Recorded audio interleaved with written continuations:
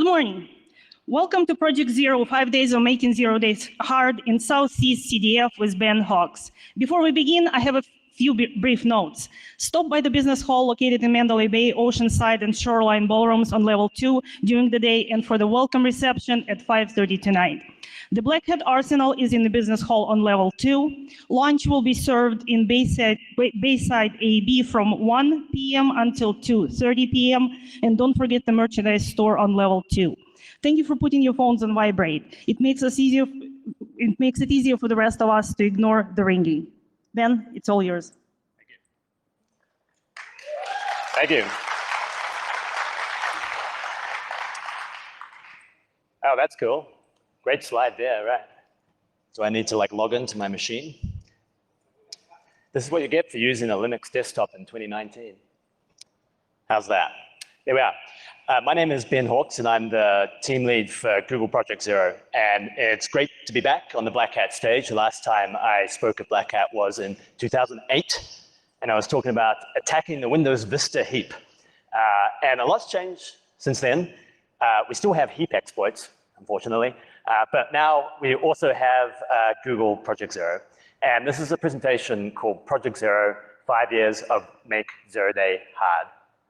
And indeed, we're celebrating the 5th anniversary of the public announcement of Project Zero. This is the Wired article that launched it all, featuring a great shot of our intern at the time, GeoHot, doing his best Zero Cool impression. Much respect. And so Project Zero is Google's applied security research team. It was created in 2014 by Chris Evans with a lot of help from Tavis Ormandy and many others in the Google security team. We've been discussing this problem of 0 day. So 0 day is a vulnerability or an exploit that an attacker knows about, but the defenders and the public does not know about. And we had a sense for many, many years leading up to 2014 that 0 day was an important problem for companies like Google, but also for society as a whole.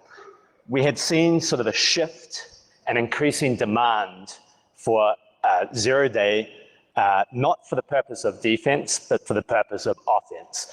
And we thought that we could do something about this and quickly coalesced around this mission, Make 0 Day Hard. And within this statement, Make 0 Day Hard, there's sort of an implied meaning that we believe that 0 day is too cheap and too numerous in proportion to the capability that it allows you. And capability, when we think of 0 day, we think of an attack that is very difficult to detect, that's highly reliable, and that works any affected target. There's no patch for this issue.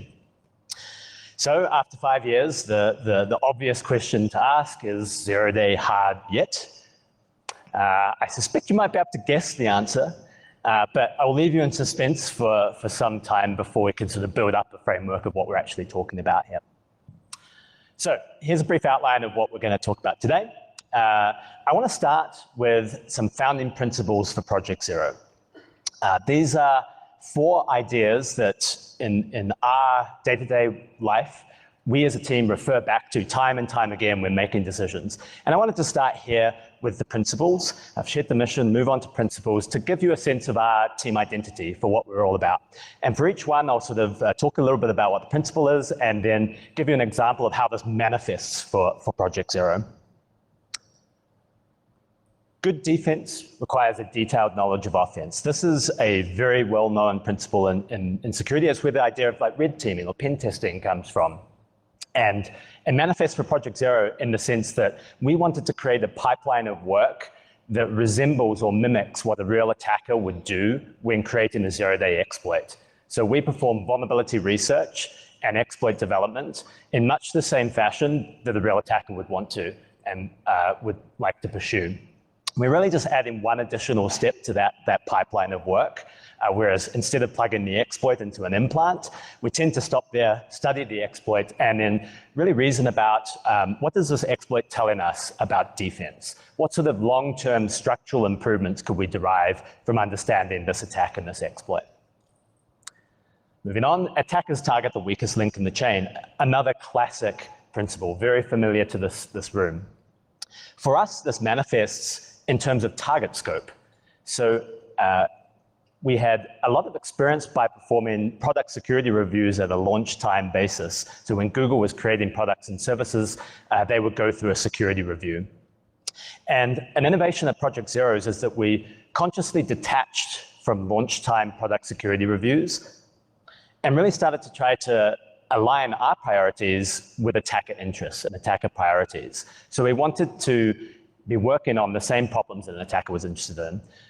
The logical conclusion of that is that we're not just going to look at Google software, but we're going to look at all software that both Google, our partners, and our users are relying on, whether that's Chrome or Android, of course, or other open source projects, or software from Apple or Microsoft or any other number of important vendors. Moving on.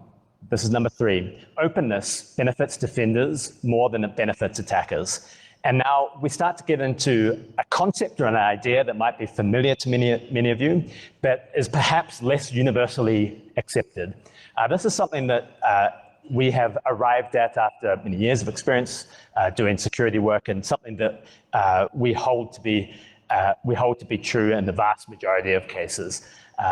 It manifests for Project Zero in the sense that we really have a focus on transparency, that we want to share our results with as many people as possible, with the public, with vendors, and to get as much information about our work into the hands of as many people as possible. And we'll talk a little bit over the course of this presentation about some of the subtleties of why we think this leads to a better defensive output rather than arming attackers with some sort of sophisticated attacks, and how it's a net benefit. Challenging industry norms leads to improved security. And this really captures an essence of impatience or urgency. This concept that over the years, the security industry has built up a lot of assumptions and a lot of norms. And we think that it's healthy to respectfully challenge some of these assumptions for the modern age. The idea that many of the concepts or ideas that were built up over the past few decades, some of them will hold true and stand up to scrutiny and remain with us for many years to come, but some of them are now outdated. And we want to constantly strive towards models and decision-making frameworks that are in the best interest of user security based on the reality of how attackers are actually operating in the modern world.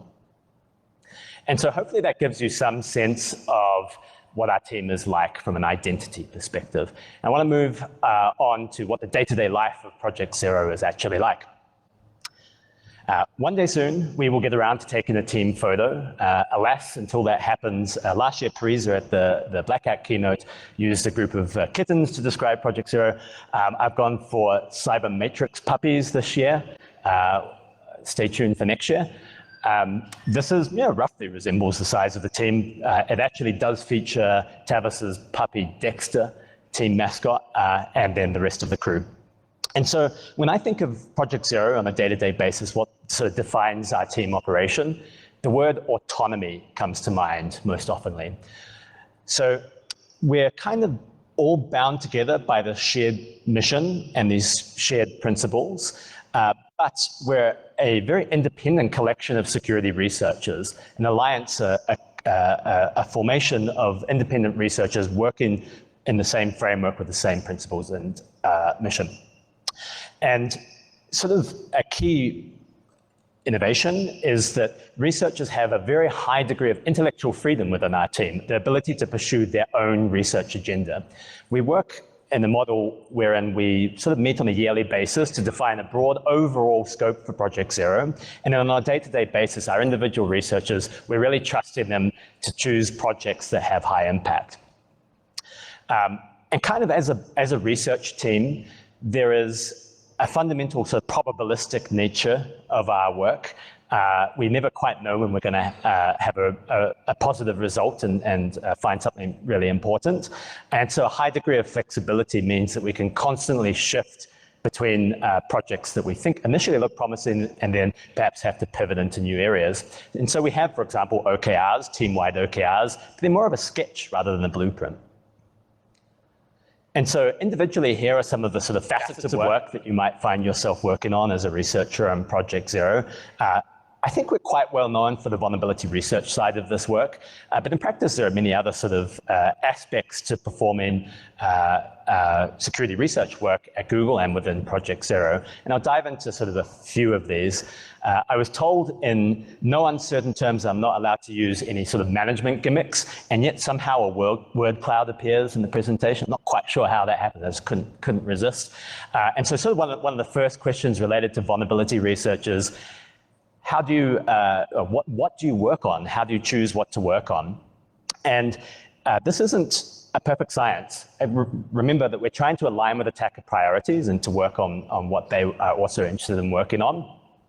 That tends to come from sort of different sources of information, leaks and private conversations we have with people in the private exploit market, analysis of zero-day exploits that get detected in the wild. And all of this gives us a somewhat of a picture of what sort of targets that an attacker might be interested in. And I think above and beyond that, one of the most important facets of how we do target selection and try to stay in line with attacker priorities is using the experience and expertise of our team members to have predictive value, to really trust them. You might describe this as intuition or forecasting ability, but we work really hard to hire brilliant, talented people, and we want to lean on their expertise to make good decisions about what to work on. You can see here in practice, it's very mobile heavy, very browser heavy, lots of sandbox escapes of that nature. That's a snapshot of what we looked at in the past 5 years, and naturally this will evolve over time. And so the next sort of question we often would get is in terms of how do you actually perform vulnerability research, the methodologies that we're using. Primarily, this is counted by number of bugs discovered. We have a label on our issue tracker that notes down which methodology is used most commonly. Primarily, manual review is by number the largest or most common methodology used. This is like source code review or reverse engineering a binary. And what this tells me is that if you're coming into the industry and you're in the industry and looking to pursue vulnerability research, building up that core skill set of being able to reason about code is still going to be a very important skill to have going forward. The next biggest bucket is fuzzing. It tends to be that Project Zero's contribution is more in terms of like bespoke artisanal fuzzing, as opposed to just sort of taking the known tools and running them on the known targets. And so a lot of that work is about surfacing new ways to think about mutation and generation, surfacing new ways to improve code coverage and so forth. And then our smallest bucket here at around 8.6% is other methodologies other than manual review and fuzzing. So things like static analysis or program analysis, advanced forms of binary instrumentation. You might even sort of put reading documentation into that bucket, I'm not sure. And this historically has been a smaller portion of the overall output. Now, one of the key words to refer back to is autonomy. There's no rules about which methodology to use when. It's very much an individual discretion of researchers. And it tends to be that individual researchers have a good sense of what types of methodologies work for them. It's a very personal decision. And so part of performing vulnerability research is thinking about what is the most effective methodology to use in any given circumstance, but also what new methodologies could we create that we haven't previously had access to. And so interspersing some design and software development work into a purely research-focused role is a very effective way to stave off burnout. And so we kind of skip between pure vulnerability research, operational research, and more traditional software development work. And this methodology building idea is one area where software engineering comes in. We are ultimately, however, an applied security research team, and so the efficiency of that methodology is really important to us. We want the methodology either to find bugs faster than we currently are at the moment with our existing methodologies, or to surface bugs that we couldn't otherwise surface. If it's doing one of those two things, it's probably quite interesting and we're going to pursue it further. If it's not hitting one of those buckets, it might still show potential, but it's probably not going to be highlighted in the graph that you saw previously as a significant factor. Okay, moving on. So remember we talked about a canonical pipeline of work where we perform vulnerability research to discover high impact vulnerabilities in the software that we all rely on. And then for some set of those vulnerabilities, we write exploits. And there's a number of different reasons why we would want to write an exploit. Sort of one of the traditional reasons is to demonstrate the security impact of the vulnerability, to make sure that that impact is well understood. And sort of related to that, abstracting that idea one step, is to say that with a fixed bug class and a fixed execution environment, if we write an exploit for that one instance within that class, it kind of sets up an equivalence where all other bugs in the same execution environment are going to be exploitable in the same manner. And that's really interesting and important when we have constantly changing execution environments as more mitigations are brought in and sandboxing is improved and so forth. So establishing a generic understanding of which issues are exploitable or not is always important. We've also noticed that, like, rationally, when you look at a vulnerability report, you can make an assessment that this is important and could be exploited, but emotionally, it's much harder to make that connection until you really see it live in action. And so creating that exploit, we've found, harnesses some sort of energy that we think results in kind of a closer to optimal response for that vulnerability. That's in terms of response from a vendor, certainly, or an open source project, but also in terms of fixing the issue, but also in terms of patch adoption. And then there's kind of like a couple of other facets which feed into the next part of our pipeline, which is that we want to study the exploits that we're creating to derive some sort of insights which we can use to further long-term structural improvements to software and hardware security.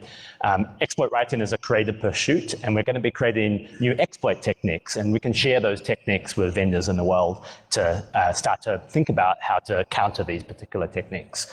And indeed, by writing an exploit, you're really walking in the shoes of an attacker, and you face the same types of anxieties that an attacker does when trying to write an exploit. And there's an awful lot of luck involved in writing an exploit, and we get a sense from that process of writing an exploit of where we got a bit lucky, where the exploit is a bit fragile, and if things had been a little bit different in the environment, that the attack might not have worked out quite as well. And so these last 2 points give us an insight into ideas, concepts for structural change, not just fixing an individual vulnerability, but advocating for change that really makes a step improvement in defensive posture and defensive security. Here are some ideas that we're sort of commonly thinking about when I use this word structural change, which will come up often in this presentation.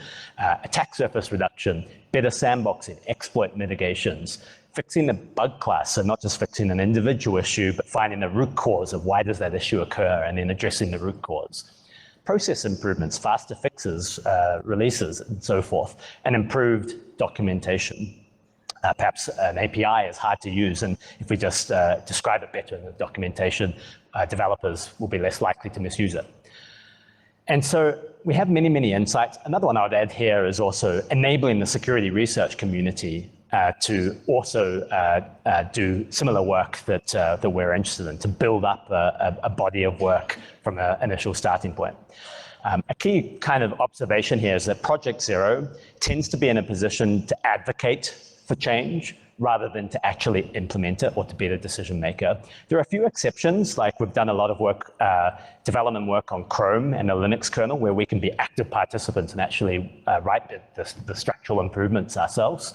But for the most part, a lot of our job is about working out how to be good advocates for change, how to align with what a vendor or what an open source project wants to achieve anyway, and start to generate ideas that kind of match and with a high probability are going to be adopted. And so that gives you some sense of what the actual work that we do looks like. And I think now it makes sense to dive into some specific examples of the work that we've actually done over the past 5 years. Going back into the archives here, some of this might be familiar, some of it might be new. Here's the headline figures. Who would have known that you could have 100 million disclosure debates in 5 years, and yet somehow we managed to achieve it? We tend not to look at these numbers too much, though. It tends to be that counting the number of vulnerabilities that you're finding or something isn't really clearly representative of impact. There's a bigger story here. And so what I want to do is, this is going to explain a little bit the structure of how we're going to talk about these projects. On each slide, we're going to have a top half with kind of the result that we generated within our work and within our research. And on the bottom half, we're going to have the consequences of that work.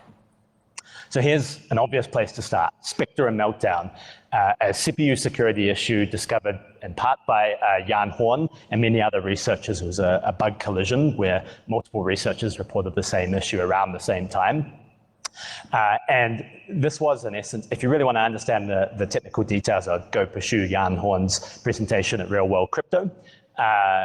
If we can think about what this issue represented, on paper, it's like an information leak across a security boundary, but in practice, it was kind of like a moment. It really had a shift, an industry-wide shift in thinking about how we approached and perceived CPU security and some of the assumptions that we had about how CPUs worked and what sort of guarantees they were providing. We had to go back and question them again. This led to substantial architectural changes across every level of the computing stack, browsers, hypervisors, kernels, etc. And we really saw like a marked redoubling of effort within the hardware industry to invest in security, to build up their security capabilities and improve their processes, improve their testing, etc. And so the cause was a discovery of a CPU security issue, and the effect was industry-wide. Moving on, if you follow along with iOS kernel security research, this was a very popular finding. It was a design flaw in the kernel that iOS and macOS uses, which led to privilege escalation. And essentially, what Ian Beer discovered was that every TASI pointer, it's a core kernel structure, was a potential security vulnerability. And this is kind of a unique response in the sense that it took multiple iterations working with Apple to fix this issue correctly, certainly, and it took well over our standard 90 days to address. But the end result wasn't just fixing a bug, but fixing the bug class itself. And so that has a much more pervasive effect than just fixing an individual vulnerability. Another example, Flash. So we performed a huge amount of vulnerability research on Flash, primarily driven by Natalie and Mateusz, lots of fuzzing, lots of manual review, and a huge number of vulnerability discoveries. And you might look at this huge number of vulnerabilities that we're finding and think like, what's the point? There's just going to be 200 more after all of that. But it's what we coupled this vulnerability research work with that really matters. Well, I think fixing vulnerabilities has impact on of itself, but combined with this other sort of slightly more behind the scenes work, you really start to see the full picture. We collaborated with Adobe and Microsoft to implement exploit mitigations to make some of the standard exploit techniques more challenging. But aside from that, we were also pursuing James Forshaw on our team. He implemented an improved sandbox for Flash in Chrome, which at the time broke the canonical exploit chain. When we started Project Zero in 2014, a Flash exploit combined with a Windows kernel exploit was ubiquitous. We were seeing it time and time again. And what we managed to do is Project Zero, directly working alongside the Chrome security team, shipped an improvement to the Chrome sandbox, which broke the canonical exploit chain and forced attackers to pursue a new shape of an exploit. And again, working behind the scenes with Chrome and project managers in Chrome, we use the discussions generated by the huge volume of vulnerability research results to advocate for click-to-play for Flash and putting Flash on the path towards deprecation. I think those discussions were ongoing, certainly, but we helped to provide the data needed to usher that forward in a timely manner. On another example, kind of two different facets of Windows, MP Engine, which is Windows Defender's backend engine, and WPAD, which is proxy auto discovery. Again, we noticed that there was a higher level of complexity in these systems than you might expect. Well, at least Tavis did expect it, certainly. And we performed a degree of vulnerability research. We performed some exploit development. And what this has resulted in is sandboxes for both of these attack surfaces. So you start to see a common sort of pattern here, which leads to a side note. You may well have heard of some of that research. It tends to be that Project Zero's vulnerability research is a very popular, very well received, and has a high visibility. However, the structural improvements, the work that happens as a consequence of the vulnerability research, is generally not as visible to the security industry and the security community. And I just wanted to take a very brief moment to to speak to the vendors and speak to the open source projects that are working with us on all of this very hard work on structural improvements to say, we see you and we recognize that work and want to say thank you for that. So here's one final example of a canonical shape of the vulnerability research, exploit development, structural improvements pipeline. Gal Benyamini performed an extended review of Broadcom, the ubiquitous Wi-Fi chipset, and he found many vulnerabilities. Then he wrote 2 different exploits, full chain exploits for Android and iOS. Essentially, if you're in the same Wi-Fi AP as a target, you can take over their device with these exploits. On Android, there was, if you're a connoisseur of exploit development, these are certainly very beautiful exploits. We're talking about exploiting the Wi-Fi chipset itself and then chaining another attack onto the actual CPU, the application processor of the mobile device. On Android, that was a very direct path because there was no IOMMU. There was no compartmentalization between the chipset and the main CPU. And on iOS, we had a similar shape of an attack. However, iOS had implemented Dart, which is an IOMMU-like system. And we managed to find sort of a configuration and implementation flaw to bypass the IOMMU. And so we released a 5-part blog series. We released some tools, and it was a very well-received research project. But things rumble on, and the effect happens over time. For Broadcom, certainly we noticed an improvement in their downstream communication, to telling their partners, the people who are using their chipset, that they had a vulnerability that was about to be fixed. That improved markedly. They invested in CERT processes, vulnerability response processes, and started pursuing some technical approaches as well, mitigations on the actual firmware running on the chipset.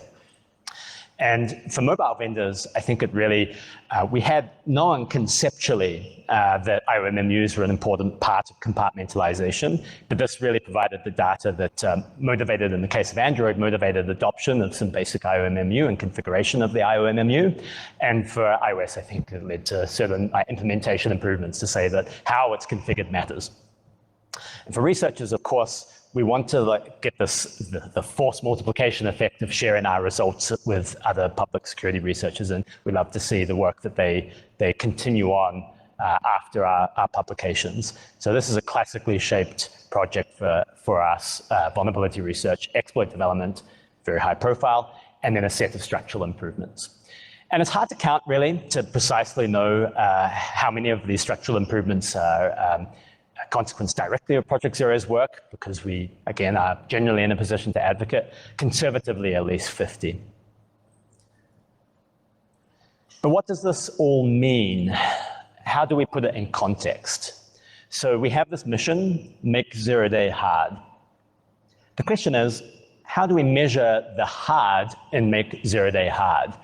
Perhaps every so often we hear about the price of an exploit is sold for in the gray market. If that's going up, maybe it's harder. Perhaps it's the number of vulnerabilities that we're finding. If we're finding less vulnerabilities, surely something's more secure. Or how many exploits have been detected in the wild? Well, it turns out none of these are satisfactory for a number of different reasons. The price of an exploit, it depends on demand as much as it does the actual cost of creating the exploit. The number of vulnerabilities, well, CVE counting has been debunked many, many times over as not being a good measure of how secure an application is.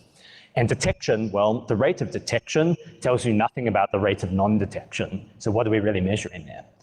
And so it turns out it's quite a, excuse the pun, hard problem to define the hard and make zero-day hard. This section is all about how many times I can say the word hard. We can make an attempt to find something better. None of these are quite as satisfying as we'd like either, but we start to at least talk about things that are perhaps more in line with things that an attacker really cares about.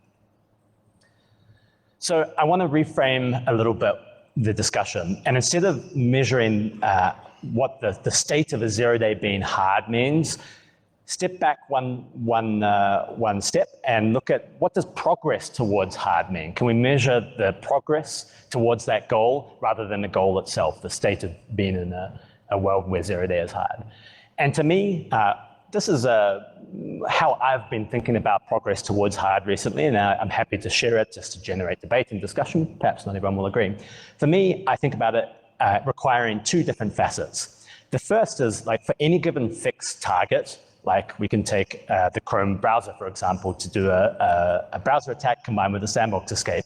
We can repeat that same exploit year upon year upon year.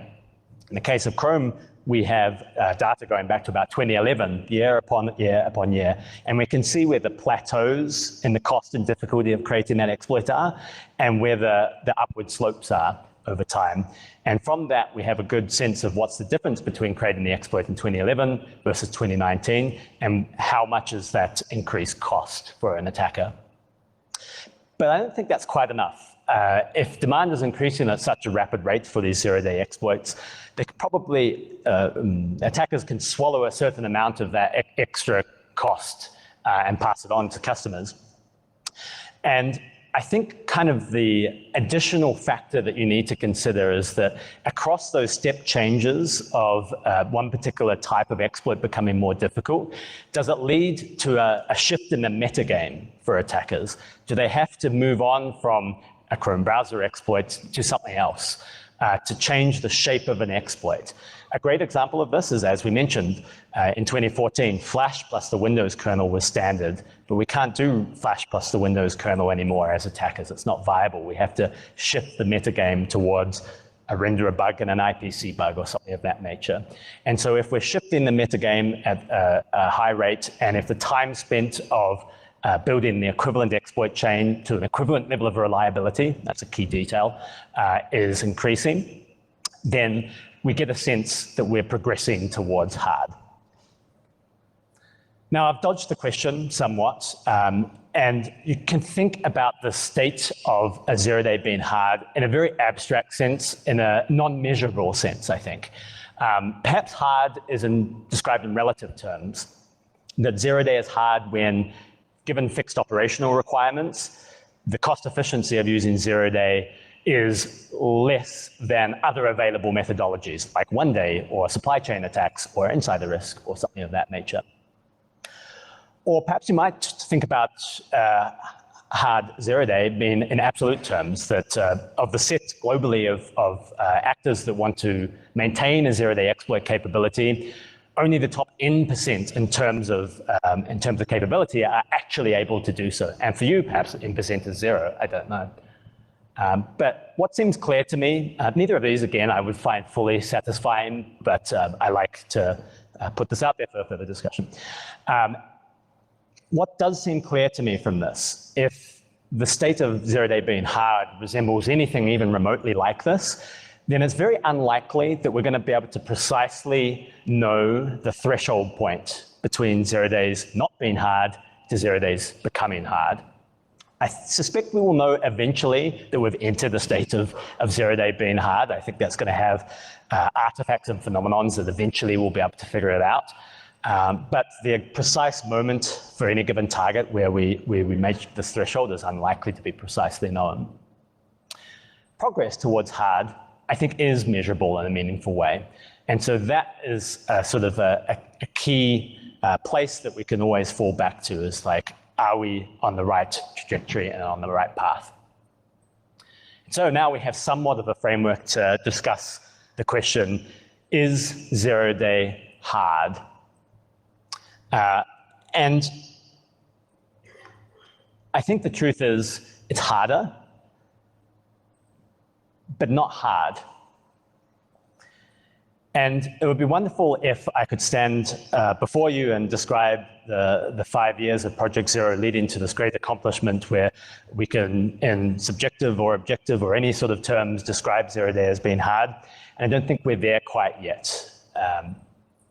We're looking at a piece of digital art from 1974. I like this because it, to me, evokes like an Ida graph view somewhat, by an artist called Vera Molnar. And she has a quote in which she says that paradoxically, machines which are thought to be cold and inhuman enable the most subjective and profound in humans. And to me, this quote really says that the problem is worth working on, that these machines that Vera was talking about in 1974 have done so much for our users, for society, so much positive. And if we can have an impact on these machines being safe to use, then that's a good accomplishment. That's something that we can be proud of, and it's worth progressing towards and aiming for. And so it's a little bit of a pivot to optimism here. Whilst we haven't achieved what we have set out to achieve yet, and we're facing substantial challenges towards getting where we need to get, the problem is worth working on. And so I want to step back and abstract a little bit and talk about some lessons learned from the past 5 years. I'll start with kind of a core message or a core narrative, and I want to address precisely this challenge that I mentioned. And I want to describe it in sort of a slightly unusual way, which is I think there is a risk that the public state of the art, the public understanding of how attacks really work, diverges from how the private state of the art looks, how attackers are really implementing these exploits. And once that divergence occurs, it's going to be very difficult to counter it. I think this occurs primarily because the utility of information about an individual attack, the value for an attacker, seems to outweigh the value for a defender for any given individual vulnerability. And so the incentives to keep this information private, to not share it with Black Hat or the public security community, is high and increasing every year. However, I think that the Project Zero model, if you will, is a viable approach to staying in line with attacker understanding and attacker interests. I think this is a consequence of like the self-organizing effects of giving researchers a high amount of autonomy and freedom and asking them to align their interests with attacker interest and rewarding that.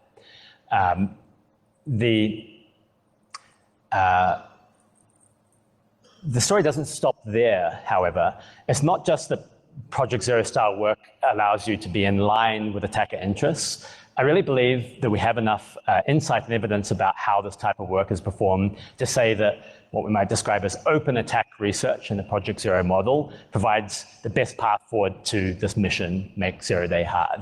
There's a lot to unpack there about why. There's something quite powerful in the realization that security researchers don't change vendor behavior insofar as users and customers change vendor behavior. And there's something really compelling and powerful about doing this work in a way that teaches users to ask the right questions and teaches users to ask for the right things.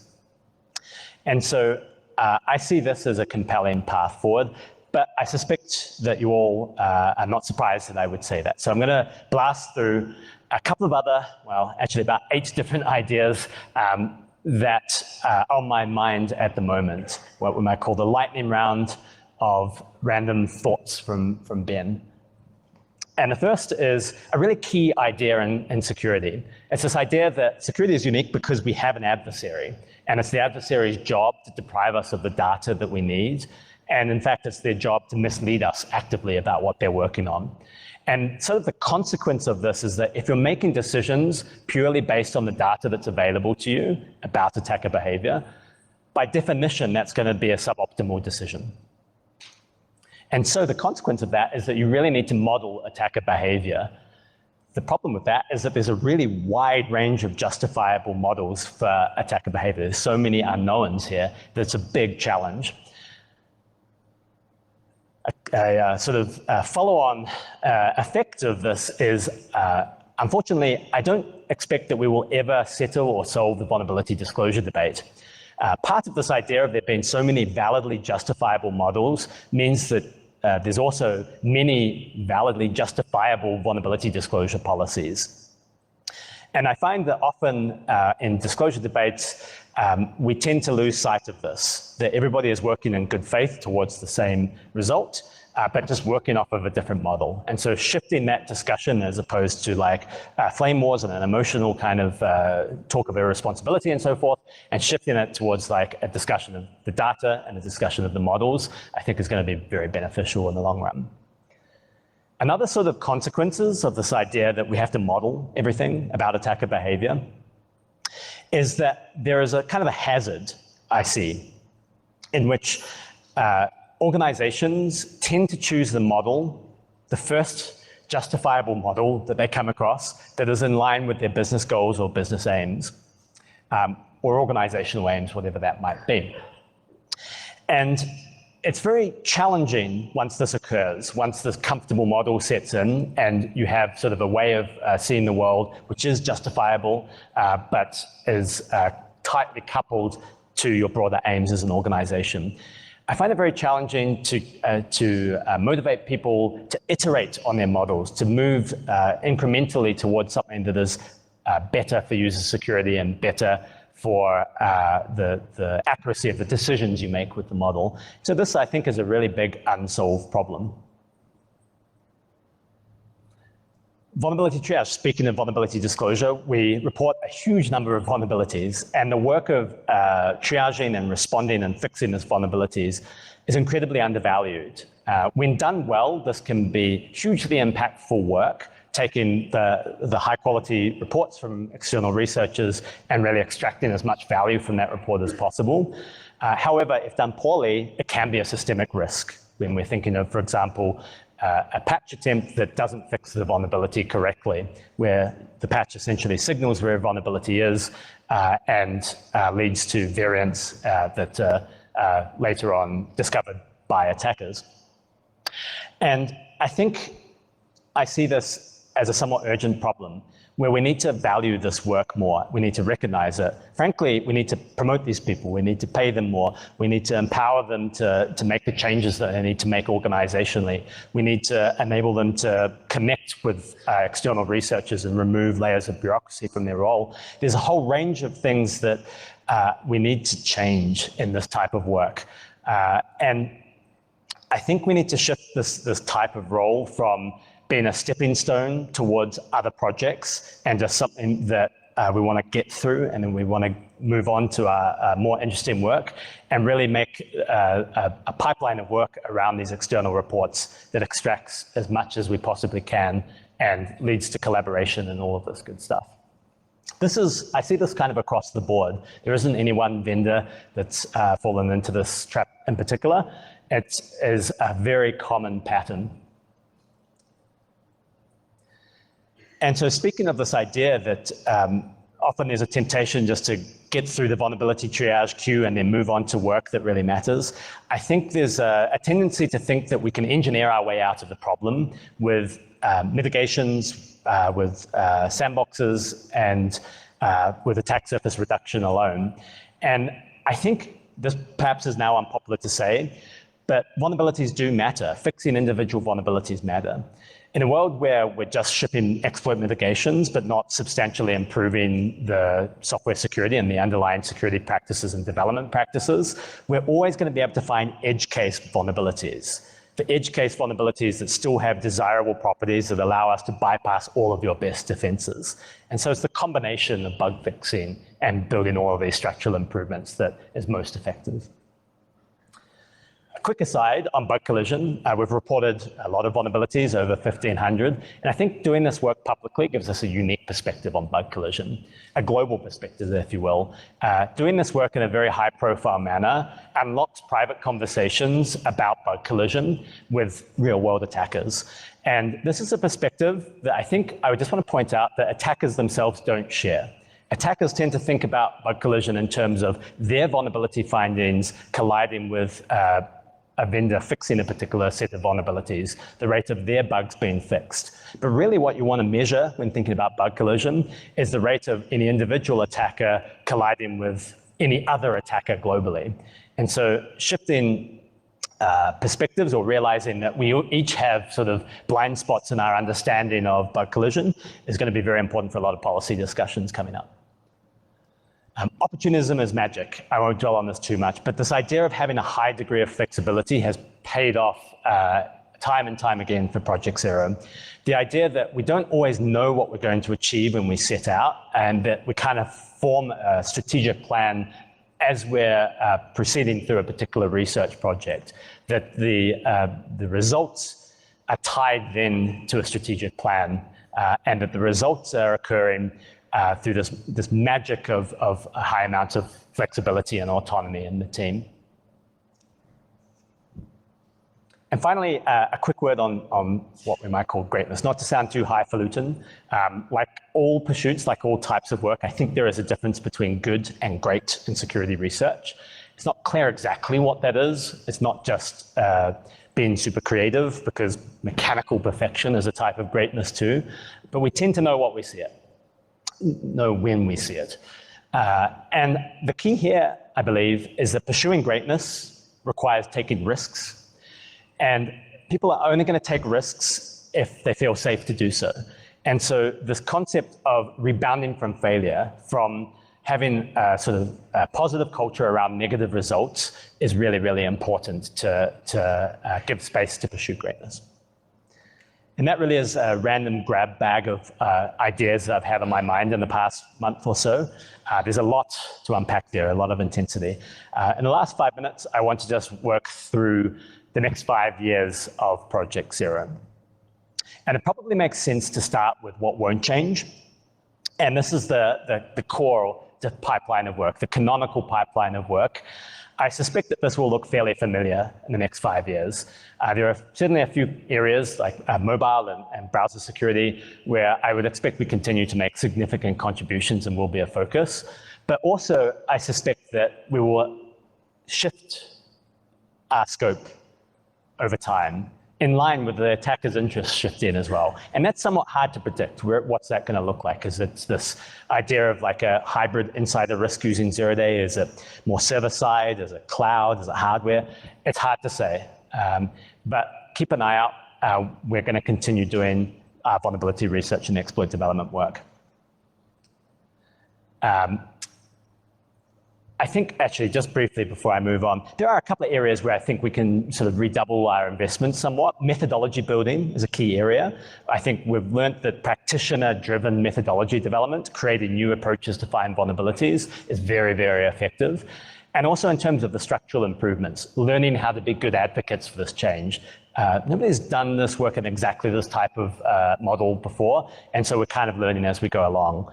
I think what we know now is that we have to ratchet up the level of experimentation as a result to advocating for structural improvements, and we have to improve our operational rigor. We've been very good at like throwing great ideas across the fence, but not so good at the follow-up and really making that happen with discipline. And certainly there's lots of other great things that we have in the works. I'm really excited about bringing Maddie Stone onto the team to lead a zero-day analysis effort. Certainly we're talking to a lot of vendors about partnership. We've been in constant communication with vendors over the past 5 years, and they're often encouraging us to work very closely with them and really finding like what the trade-offs are and which approaches are more effective, very tight partnership versus this purely independent research model and utilizing the power of open attack research. I think we really want to explore both sides of that equation. Stepping into policy discussions, certainly, I see a lot of important discussions and debate at the moment related to security research. And I think that as practitioners, we can have a role in terms of lifting the level of technical understanding in some of these discussions. Sharing our results to new audiences. Certainly we've done very good at speaking to other security researchers. There's lots more that we could do to speak to developers, enterprise users, etc. We have a lot of insights that go above and beyond really low-level exploit development details. Patch gap, certainly this is a problem around one day. It's on our mind. I won't dwell on it too much for purposes of time. And internally to the team, thinking about collaboration. We are sort of like this independent alliance of researchers working towards the same mission. And collaboration tends to happen very organically. There's a natural process of research agendas overlapping. And that works fairly well over time. But I think I've heard great things about what more structured collaboration can perform when done in a vulnerability research setting. For example, sitting down on literally the same monitor, performing manual review together. Ideas like this, I think I'm really excited to try out. So to recap, I just want to dive in back to our core message, to this idea of the best path forward. And so within this message, there's the sense that we want to encourage more open attack research, more researchers publishing full technical details about vulnerability research and exploit development, and then following that up and using that published work to motivate structural changes and long-term improvements to security. We want more of it. And so one way we can achieve that is obviously by growing Project Zero, and we're certainly planning to do that. But another sort of logical conclusion is that we can expand the amount of open attack research by having more Project Zeros. And this is an idea, a concept that we certainly have talked about as a team for many, many years. It was always sort of like an implicit hope that we had, that we could motivate the creation of more teams like Project Zero, but we never had an explicit goal. In my sense, there's a lot of work in industry happening already that is very close to Project Zero style work. And I really would encourage people to forget about vulnerability disclosure for a moment and instead try to focus in on the mission and the principles, and sort of within that finding areas of commonality, finding areas where we are seeing eye to eye and things are in line. Vulnerability disclosure, if nothing in this conversation, is a bit of a distraction. We can agree to disagree on a lot of the vulnerability disclosure details, but focusing on that common mission and common principles. When I talk to people throughout the security industry, whether that's an industry or other areas, other organizations, I do see a lot of reason for optimism. There are a lot of shared principles and there are a lot of shared approaches to this mission. And so I think I can set out at least a new personal goal. There would be a wonderful outcome in 5 years' time to be on the stage talking about a coalition of Project Zeros. And in the interest of making it not too wishy-washy, here's one possible sketch for how that might work in practice. It's incredibly lightweight. It doesn't need to be difficult. A website, somewhere to organize and aggregate the security research results, where instead of having Twitter as like the primary broadcast medium, that we have somewhere where we can categorize all of the amazing attack research work that's happening in kind of a sensible and organized fashion. A mailing list to sort of unlock this, the spirit of IRC, to sort of not as a vulnerability sharing club, but as a place to have lightweight collaboration and a place to have technical discussions together. And of course, some sort of meeting, a simple summit to discuss attacker trends and attacker behavior. It really shouldn't be too difficult. I think it really comes down to thinking about the core principles, the core mission that we have in common. So if you are on an attack research team of this nature, or would like to be, or are planning to create one in the future, one call to action I have at the very end of this presentation is please come find us and let's talk about a coalition of open attack research. It's been an absolute pleasure. I want to say thank you to all of the people I work with at Project Zero. It's been a fabulous 5 years, the best 5 years of my career. And I'm really, really excited and looking forward to the next 5 years. And also, thank you all in the audience for listening to my presentation.